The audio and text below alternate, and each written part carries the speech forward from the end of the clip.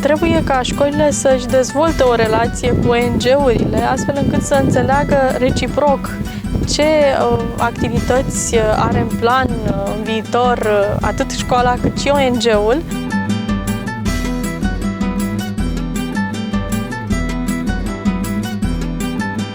În Școli Verzi exact asta promovăm, colaborarea cu ONG-urile, astfel încât activitățile din timpul orelor de curs să devină și mai interesante, și mai legate de viața reală, și mai legate de soluții pe care ONG-urile, prin activitatea lor, le propun la problemele de mediu cu care ne confruntăm.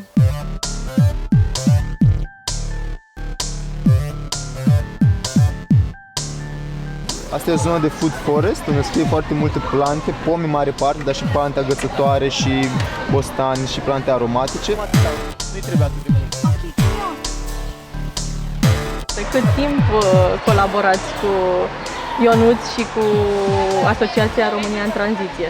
Colaborez cu ei de 3 ani. I-am cunoscut întâmplător printr-o cunoștință care i-a adus la noi în școală și au fost fascinați de spațiu și m-au rugat să-i las să lucreze cu copiii. Copiii sunt foarte bucuroși și înainte de a ieși afară a fost o perioadă pregătitoare când au făcut cursuri cu copiii, le-au vorbit despre importanța elementelor naturale, pământul, apa, focul, căldura și au fost foarte interesantă și pe înțelesul lor prezentarea. Apoi au plantat semințe și au văzut practic cum cresc semințele, le-au udat singuri, deci era un fel de microseră în sala de festivități, că nu aveam alt spațiu. Apoi au mers afară și au făcut microsolarii. Deci în an de an ați și învățat și ați cunoscut locul mai bine și, cum îmi spui, Ionuț, practic permanent te împrietenești cu locul ăsta, ca să zic așa. Și pe de altă parte ați reușit să atrageți până la urmă și resurse din administrația locală. Și chiar am văzut acum pe cineva din Consiliul Local care sprijină proiectul. Scopul este acela ca acești copii să aibă un spațiu altfel și un spațiu în care să învețe mai bine orice, nu numai biologie, fizică, chimie, educație tehnologică, ci și, cum spuneai tu, chiar matematică. De ce nu? O oră de matematică în aer liber. Experiențial. Experiențial, da? În natură, ce poate fi mai frumos. Acestea sunt lucruri care rămân și copiii își aduc aminte. Revin la noi copiii de anii trecuți și vin să vadă grădina. Sau vin și ne întreabă ce ați mai făcut în școală nou. Majoritatea lucrărilor sunt făcute în așa fel încât să fie lucrate de copii. Cu un coordonator 2 și restul copiii să lucreze. Adică nu avem lucrări foarte grele, dar sunt mingăloase, durează mai mult. Și cum fac copiii? Lucrează după ore sau vin chiar și în timpul unor ore? E un mix. E ora de dirigenție, e ora de biologie, îs pauzele, vin și în pauza mare, sunt unii elevi care vin aici repede să ajutăm ceva la grădină și după aia să mergem sus. După aia e after school. Se duc acasă, mănâncă și stau la grădină, stau până seara. De anul viitor, 6 clase de la școala Ferdinand vor face opționalul Ecoeducație pentru Școli Verzi și o să mai aveți și aceste 6 clase cu 6 ore pe săptămână care puteți lucra, pentru că chiar încurajăm asta. Viziunea noastră în platforma Școli Verzi este ca pe de o parte orele să se desfășoare în aer liber cât mai mult. Ne dorim chiar 60% dintre ore să se întâmple în aer liber. O să vedem cât se va putea. Și pe de altă parte un ONG care lucrează foarte bine cu școala să sprijine școala astfel încât activitățile să fie cât mai interesante, cât mai plăcute, cât mai reușite. E bine să pui un pic mai adânc și rădăcina, turpina să fie acoperită cu pământ până aici, pentru că ea o să dea rădăcini din perișorii ăștia. Chiar în primul an, în primăvară, după ce am pus răsadurile, au fost câțiva copii care s-au dus cu răsadurile acasă și inevitabil părinții s-au trezit cu o grădină de legume pe balcon. Da. Apoi alt exemplu, știu mai mult despre legume, știu să crească legume, adică știu și au învățat exact ce înseamnă ecosistem, ce înseamnă relațiile dintre plante, relațiile dintre oameni, ce înseamnă să lucrezi în echipă, să nu te mai enervezi, să poți să-ți dai seama că ok, avem aici ceva de făcut și hai să facem împreună.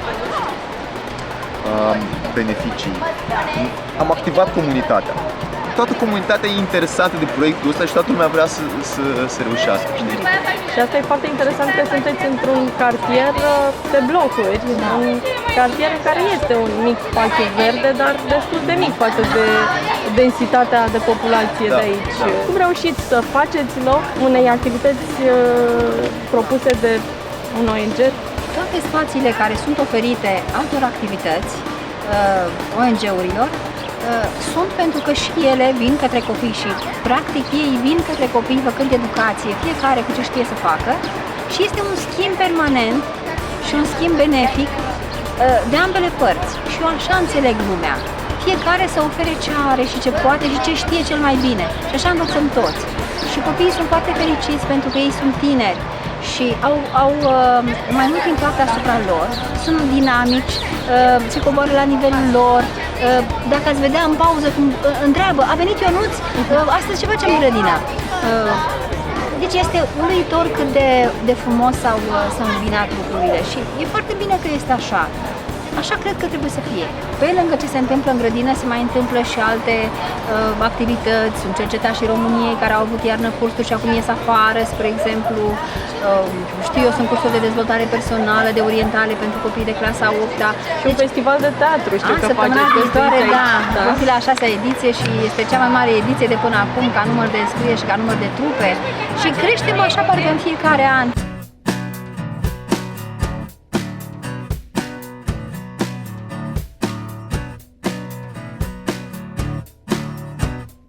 Platforma Școli Verzi a semnat un parteneriat cu Asociația Parcul Natural Văcărești, tocmai în ideea asta de a avea niște conexiuni foarte bune cu ONG-uri locale, da, sunteți un ONG local pentru școlile din București, pentru a face niște lecții foarte interesante pentru opționalul Ecoeducație pentru școli verzi pe care noi îl realizăm și în care încurajăm profesorii să petreacă cât mai mult timp cu elevii în natură. Învățarea despre natură să se întâmple chiar în natură.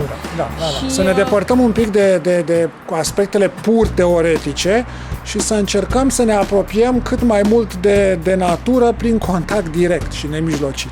Da. Aceasta este o idee excelentă. Original, proiectul acesta al Parcului Natural Văcărești ca și parc natural urban a fost în mare măsură grefat pe ideea aceasta de a oferi posibilitatea tuturor instituțiilor de învățământ interesate, aș putea spune poate chiar de la grădiniță mergând și până la universități, de a le oferi posibilitatea de a-și desfășura niște activități concrete în natură cu elevii studenților, pentru că zona aceasta de la Văcărești oferă posibilități foarte serioase pentru desfășurarea unor activități de acest gen într-un cadru urban.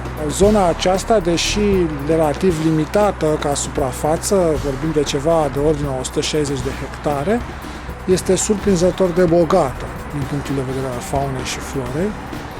Inventarierile care s-au făcut aici, prilejuite de întocmirea documentației necesare pentru obținerea avizului Academiei Române pentru înființarea Parcului Natural, au pus în evidență acest fapt de netăgăduit că aici ne bucurăm de un ecosistem autosustenabil foarte serios, care oferă o biodiversitate semnificativă, ce poate constitui un obiect de studiu de la cele mai mici clase din ciclu primar până la nivelul studenților de la facultățile de profil.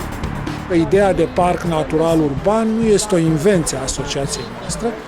Această idee este un concept care a fost dezvoltat în Occidentul Europei și în alte zone din lume încă de mult timp, zeci de ani în urmă, și care și-a dovedit în timp utilitatea și viabilitatea, partea educațională fiind un aspect foarte semnificativ, foarte important. Se pot face tururi organizate în această zonă care permit, pe lângă observarea, să zicem așa, mini-geografiei locului, evident permit și observarea florei și faunei, care, încă o dată vă spun, este foarte semnificativă, fauna atât la nivelul nevertebratelor, precădere insecte, cât și la nivelul vertebratelor, pornind toate categoriile sunt reprezentate, deci evident pești, amfibieni, reptile, păsări în mod semnificativ, dar și mamifere, se pot încropi aici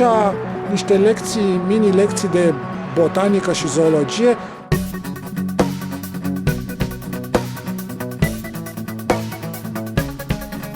E luni, 29 februarie, o zi de școală și o zi care nu e tocmai minunată pentru o plimbare. A fost destul de rece și cu toate astea, cei 29 de elevi de clasa a 6-a de la Colegiul Național Eugen Lovinescu au venit aici la noi și s-au bucurat de o discuție pe teme de amprentă ecologică a clădirii, a locuinței și, mai mult decât atât, de o ieșire în natură, de explorarea unui spațiu unde se propune o schimbare a stilului de viață, unde se reciclează, unde se compostează, unde se construiesc acoperișuri înverzite, clădiri din materiale naturale. Vizita s-a făcut cu aprobarea inspectoratului școlar.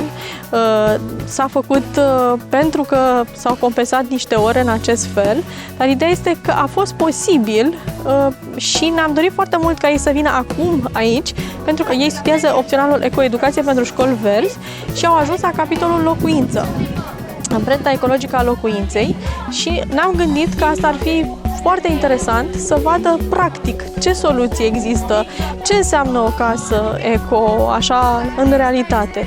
Copiii sunt foarte încântați de faptul că stau mai mult afară, în măsura în care le permite și vremea, și că pot efectiv pune mâna și practica ceea ce le-ați propus dumneavoastră în acest opțional, pentru că nu întotdeauna au ocazia să iasă atât de mult cu părinții, bunicii, locuind printre betoane, și învață foarte multe lucruri cu un impact foarte bun atât asupra lor cât și asupra prietenilor lor, pentru că se duc acasă, povestesc, uite ce am făcut noi la ora de ecoeducație, ce frumos a fost, ce am putut face în parc, ce am văzut, ce am învățat.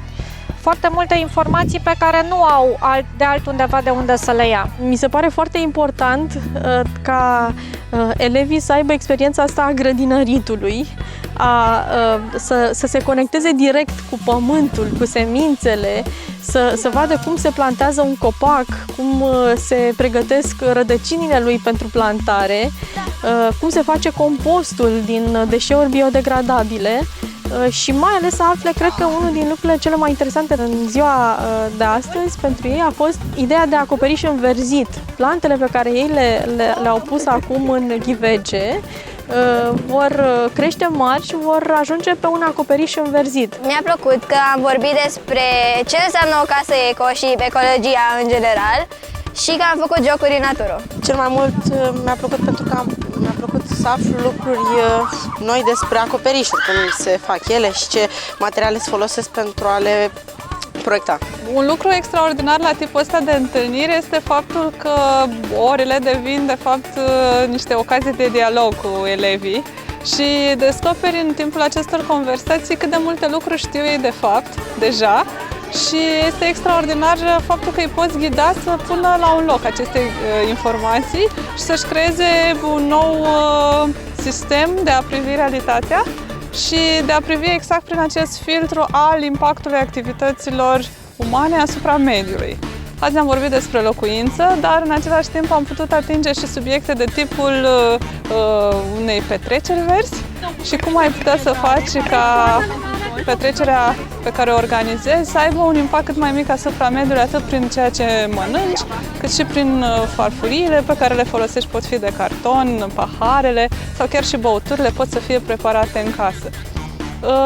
Au fost foarte deschiși, am văzut că le-a plăcut foarte mult să petreacă timp în exterior, în grădină și deja odată ce au ieșit au început să simtă mult mai confortabil. Erau încântați să atingă pământul, să planteze, să lase ceva în urmă și de asemenea am văzut că le-a plăcut foarte mult să aibă și un pic de spațiu și timp pentru a alerga, pentru că până la urmă asta e specificul vârstei, bucuria aceea de a fi în natură și de a te simți liber în natură. Este o necesitate.